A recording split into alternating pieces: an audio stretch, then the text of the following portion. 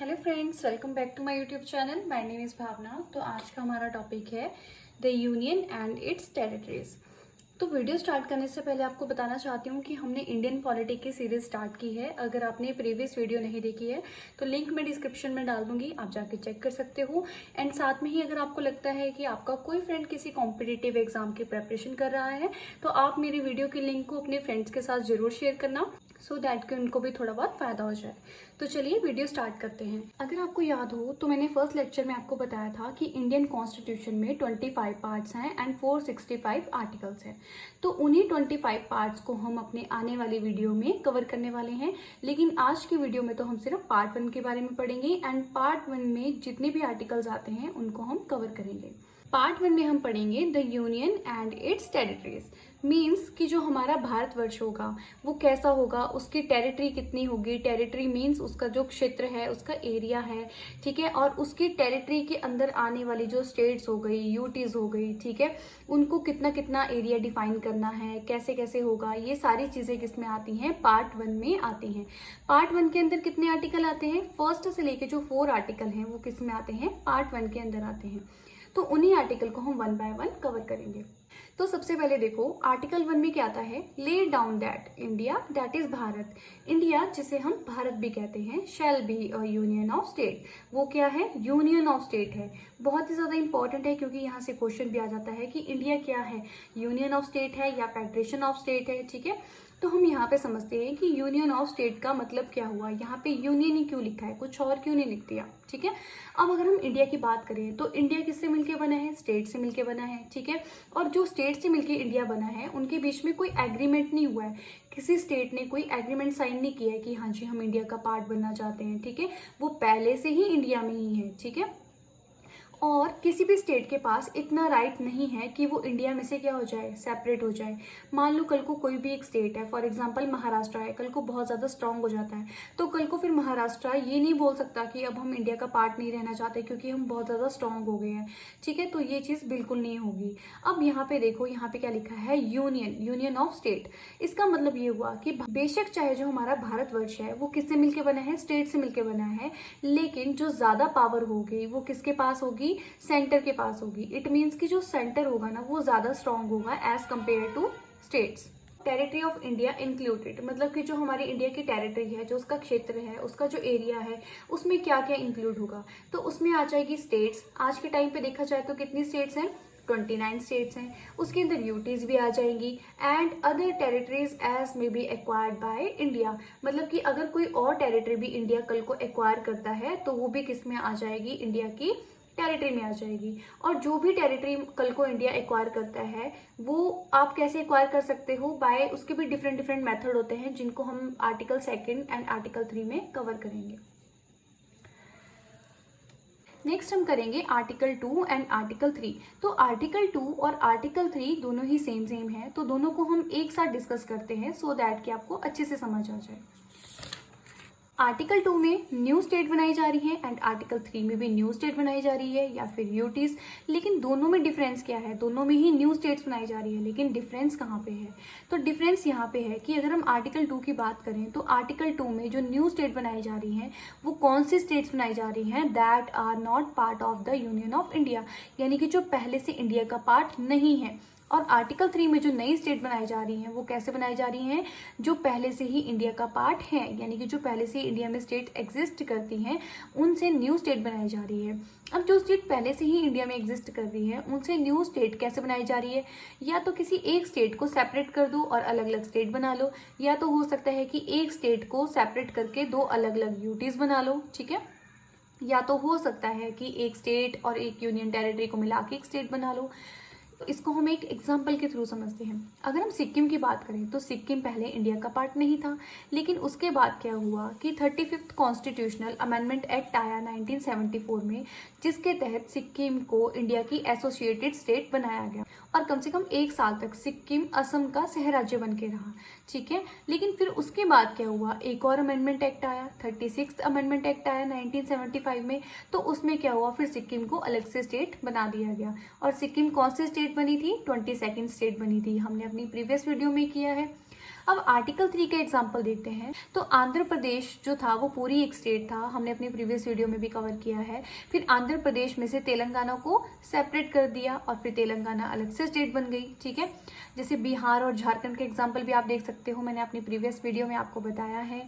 MP और छत्तीसगढ़ का example देख सकते हो, ठीक है। या फिर यहाँ पे आप एक एग्जाम्पल और भी देख सकते हो, यहाँ पे आप एक एग्जाम्पल और देख सकते हो जम्मू एंड कश्मीर का।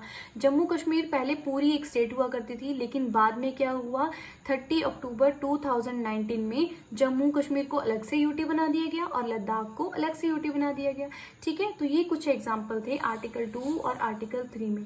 आई होप कि आपको दोनों के बीच में डिफरेंस समझ आया हो। तो डिफरेंस बस इतना सा था कि आर्टिकल 2 में जो न्यू स्टेट बनाई जा रही हैं वो कौन सी स्टेट हैं जो पहले से इंडिया का पार्ट नहीं है, और आर्टिकल 3 में जो न्यू स्टेट बनाई जा रही हैं वो कौन सी स्टेट हैं जो पहले से ही इंडिया का पार्ट है।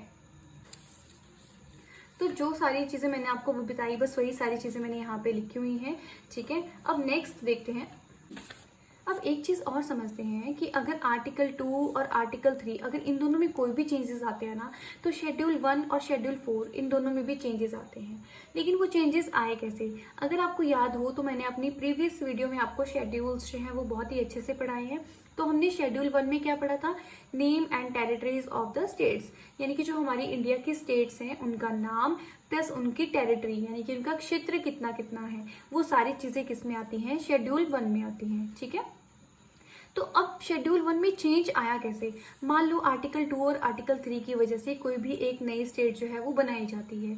इसको हम एग्जाम्पल के थ्रू समझते हैं कि जैसे कि आंध्र प्रदेश पहले एक पूरी स्टेट हुआ करता था, फिर इसमें से तेलंगाना को अलग कर दिया, ठीक है, और तेलंगाना अलग से स्टेट बन गई। तो अब अगर तेलंगाना अलग से स्टेट बन गई तो तेलंगाना का जो नाम हो गया स्टेट का और प्लस उसकी कितनी बाउंड्री है, कितना उसका क्षेत्र है, तो वो सारी चीज़ें भी किस में हमें ऐड करनी पड़ेगी, शेड्यूल 1 में ऐड करनी पड़ेगी, ठीक है।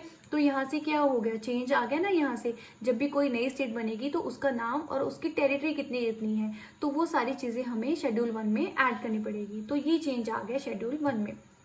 अब शेड्यूल 1 में चेंज आने की वजह से शेड्यूल 4 में चेंज कैसे आया, ये चीज़ देखो।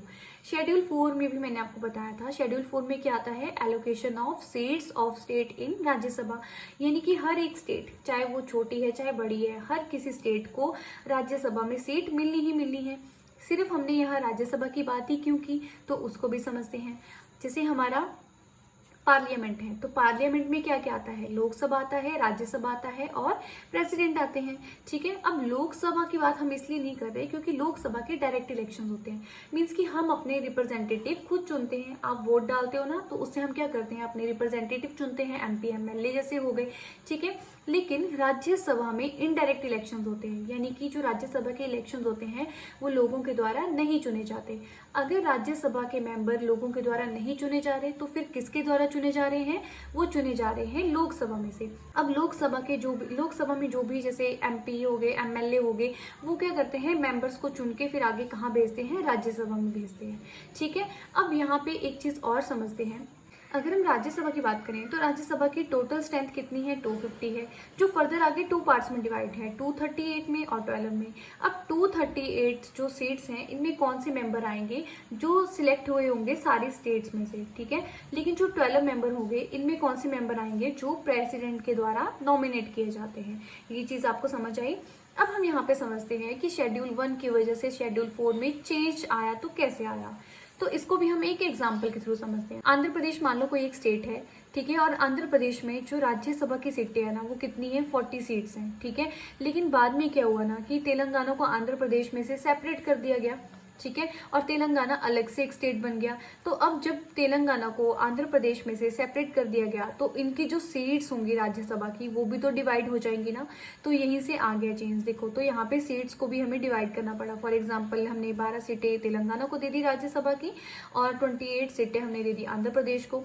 तो देखो जैसे ही स्टेट क्या हुई, सेपरेट हुई, तो यहाँ से सीट्स भी क्या हो गई, डिवाइड हो गई। तो यहाँ पे भी क्या करनी पड़ेगी, फिर अमेंडमेंट करनी पड़ेगी। तो इस तरह से शेड्यूल 1 में चेंज आने की वजह से शेड्यूल 4 में भी चेंज आता है। आई होप कि जो मैंने आपको समझाया वो आपको अच्छे से समझ आया हो। अब नेक्स्ट मैंने यहाँ पे प्रोसीजर लिखा है कि मीन्स कि अगर आपको नई स्टेट की फॉर्मेशन करनी है या फिर उसका नाम चेंज करना है या बाउंड्री चेंज करनी है, कुछ भी करना है तो उसका प्रोसीजर क्या है। तो ये सारा वो प्रोसीजर मैंने यहाँ पे लिखा हुआ है। तो उससे पहले हम समझते हैं कि आर्टिकल 368 में क्या है। आर्टिकल 368 ये बोलता है कि पार्लियामेंट के पास इतनी पावर है कि अगर वो कॉन्स्टिट्यूशन में चाहे तो कुछ भी अमेंडमेंट कर सकती है। ठीक है, अमेंडमेंट करने का मतलब है कि अगर आपको कोई एक मान लो नया लॉ लेके आना है तो उसके लिए जो प्रोसेस होती है ना वो बिल्कुल भी सिंपल नहीं होती है। सबसे पहले तो आपको एक ड्राफ्ट तैयार करना पड़ता है।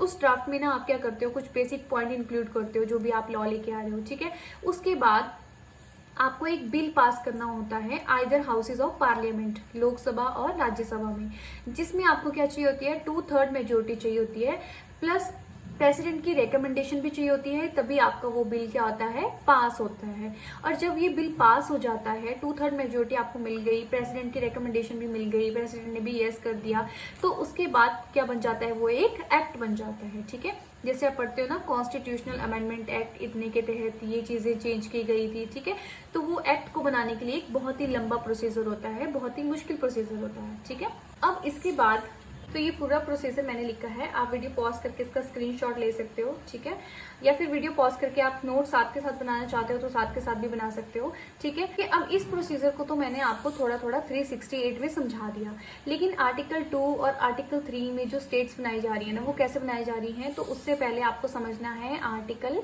4। आर्टिकल 4 में क्या है, law made under article 2 and 3 are not to be considered as amendment of the constitution under article 368। It means कि अगर आप आर्टिकल 2 और आर्टिकल 3 के तहत कोई भी अमेंडमेंट करते हो तो उसको कॉन्स्टिट्यूशनल अमेंडमेंट जो है वो कंसीडर नहीं किया जाएगा। मान लो कि अगर आपको आर्टिकल 2 और आर्टिकल 3 के तहत क्या करनी है, कोई भी चेंजेस करने हैं, कोई भी अमेंडमेंट करनी है, फॉर एग्जांपल आपको किसी स्टेट का नाम चेंज करना है या उसकी बाउंड्री को कम या ज़्यादा करनी है, ठीक है, तो उसको आप कॉन्स्टिट्यूशनल अमेंडमेंट कंसीडर नहीं करोगे।